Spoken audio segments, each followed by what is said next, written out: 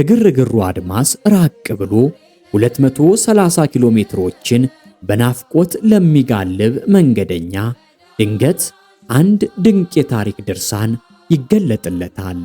118 ክረምቶችን በጽናት የተሻገረች ለአንድ ምዕት ዓመት ሙሉ የወንጌል ማኅፀንና የጥበብ መንጽሔ ሆና የቆመችው የሆሳና መንበረ ጵጵስና ደብረገነት ቅድስት ማርያም ቤተ ክርስቲያን የማይከስም ድርሳን። በእመቤታችን አጸድ ዜማው ለቅኔው መንገድ ጠርጓል።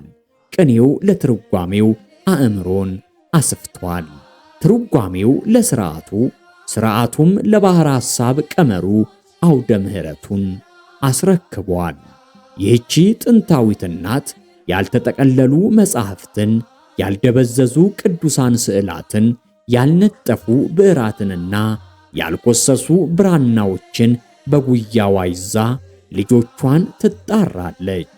ከጆሮ ያልተነጠሉ የደውል ድምጾች፣ ያልተሸሸጉ አትሮኖሶችና ያልታጠፉ የሊቃውንት ወንበሮች ዛሬም በደጇ የጸጋ ማዕድ ዘርግተው እንኳችው ይላሉ። ከተማዋ ከደብሯ፣ ደብሯም ከከተማዋ አይነጠሉም። ስሙም ግብሩም ማርያም ሰፈር ተብሎ በሕዝብ ልብ የታተመ የቃል ኪዳን አሻራ ነውና በ2007 ዓመተ ምህረት በእሳት የተፈተነው ጥንታዊው መቅደስ ዛሬ በታላቅ ካቴድራል ግርማ ትንሣኤውን አብስሯል። ሰማይ ጠቀስ በሆነ አዲስ መንፈሳዊ ድምቀትም ተነስቷል።